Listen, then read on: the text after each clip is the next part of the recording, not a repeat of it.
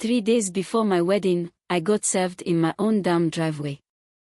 Some smug courier handed me a thick envelope with a gold seal and the words, Maplewood Springs Homeowners Association, across the top. I figured it was a joke. It wasn't. Inside was a cease and desist order signed by one Cordelia Blackthorne, HOA president, claiming my family's ranch was now under HOA jurisdiction and that hosting an unauthorized gathering of over 50 individuals violated 11 different community codes. She threatened fines, daily ones, and legal action if we didn't cancel the wedding. Now, let me make this clear: I didn't buy a house in some cookie-cutter subdivision. I was born on this ranch. This land's been in my family for almost a century. We grow hay, we raise cattle, and once a year we host a neighborhood chili cook-off that draws half the county. But now, according to this woman, we are subject to rules about fence height and flagpole placement. I called my grandfather, Everett Calhoun, who's 94, sharp as a tack, and twice as stubborn.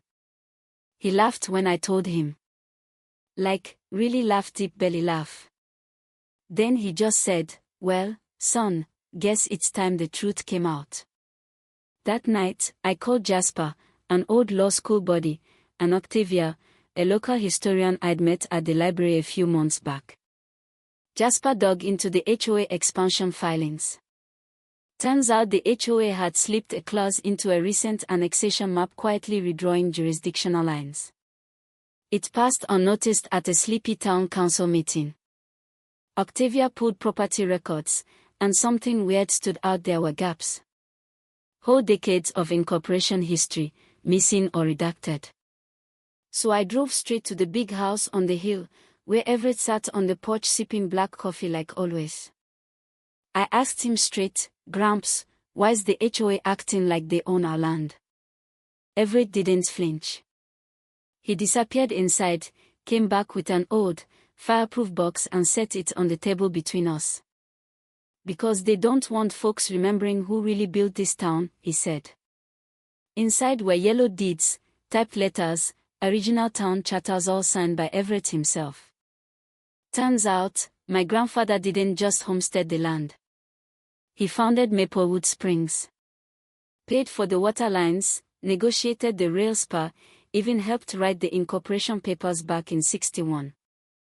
Cordelia's grandfather, Bernard Blackthorne, tried to claim credit, leading to a nasty falling out and a quiet legal battle that ended in a settlement granting Everett perpetual land authority over anything within 5 miles of the original homestead.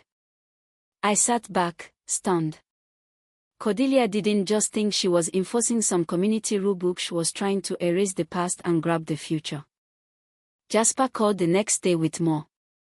Cordelia had filed a proposal with Ashford Holdings, a luxury developer, to build a boutique resort and golf community right where our hayfield sits. And you guessed, each pitched the plan under the pretense that the HOA had authority over the land. Which they didn't. Not even close. Then Serena, my fiancée, found the kicker. She's an environmental scientist and pulled a request for inspection that Cordelia filed with the county claiming hazardous runoff from our ranch. It was clearly a ploy to declare the land unsafe, then condemn it. Classic bait and switch. Create a problem, then offer a luxury solution. Everett told me to be patient. "Let her overreach," he said. "She's about to hand you the match." The match came 2 days later, at a surprise HOA meeting held in the community center. Cordelia stood up, all pearls and practiced rage, and accused the Calhoun family of environmental violations, illegal gatherings, and tax fraud. She even dragged my name through the mud, claiming I'd used legal trickery to avoid permits. That's when Everett rode in Walker, 10-gallon hat, and all. He raised a folded document and said, "Enough." You could have heard a pin drop.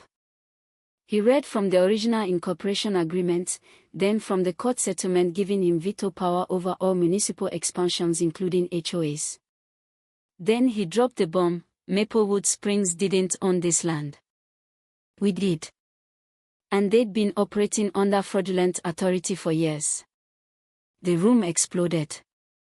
Cordelia sputtered, tried to pivot, but Everett kept going, pulling out signed checks, property tax receipts, and a notarized letter from Bernard Blackthorne himself admitting wrongdoing.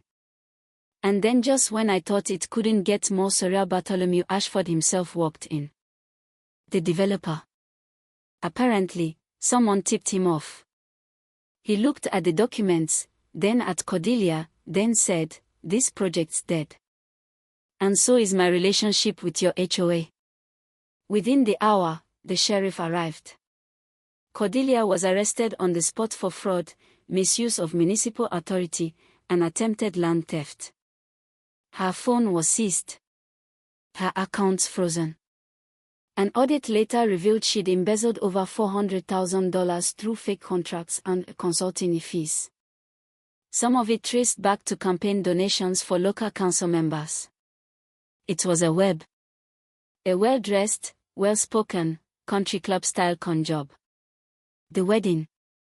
Oh, it happened in schedule, right there on our land, with Everett officiating and the whole town cheering.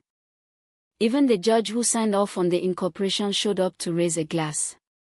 A month later, the HOA was dissolved, replaced with a community board. Everett was named honorary mayor, and the main road was renamed Calhoun Way. But here's the twist. After the dust settled, I found something buried in those old letters. Turns out Bernard Blackthorne wasn't just power-hungry, was trying to secure a legacy to cover for his dying wife, who needed experimental treatment. He lied to the town to fast-track funding for infrastructure that would help her reach care. Everett forgave him back then but never told anyone. Cordelia didn't know that. She'd inherited the fight without understanding its origin. So Everett and I visited her in county lockup. He apologized. She cried. And for the first time in her life, I think she saw him as more than a relic. A few months later, we started a scholarship in Bernard's name helping small-town kids pursue environmental law. Cordelia's getting released next year. Everett says if she's willing, there's a place for her at the community board. Me? I'm not sure yet. Forgiveness takes time. But at least now, we've got all the facts on the table. Funny thing, truth has a way of surviving, even if it takes 60 years and a wedding to bring it to light. So here's what I'll ask you, what would you have done? Protected your peace? Fought the fight? Let me know. Because sometimes the line between tradition and tyranny is a single signature, and sometimes, the only thing standing in the way of corruption is a dusty old box and someone brave enough to open it. 3 days before my wedding, I got served in my own damn driveway. Some smug courier handed me a thick envelope with a gold seal and the words, Maplewood Springs Homeowners Association, across the top.